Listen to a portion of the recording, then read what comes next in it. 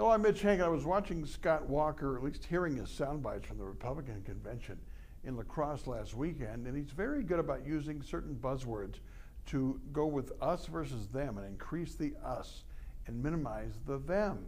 This time it was education. He's been under wraps for cutting education. Understand they're going to put the $127 million back in the first year of the biennial budget and to restore that funding, but the perception that Republicans don't care about education, he said, hey, test scores are up. ACT scores up. Republicans care about education. What he's really saying is that Republican families, cloth coat Republicans, as Nixon would say, care about education, and the teachers' unions and the education bureaucrats and the education establishment, they don't care about your kid, but we care about taxpayers. We care about your child's education in the classroom. So it's more us against them, and when you have the us outnumbering the them, you win. I mean, he knew the math all along on the state employees and the public employees going into that fight in 2011.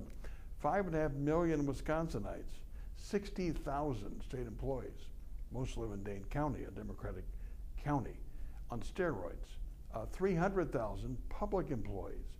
30% of them are Republicans at least, and he got them fired up as he went through this crisis. So he had the math on his side. He's won 3 times in 4 years. He's leading in the polls in Iowa. So he knows the message of the math of us against them, you against my team.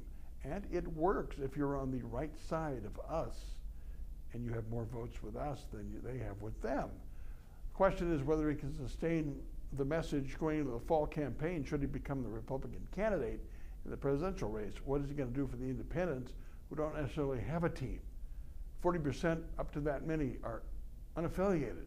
So he's going to have to convince them to be with him and his other us team.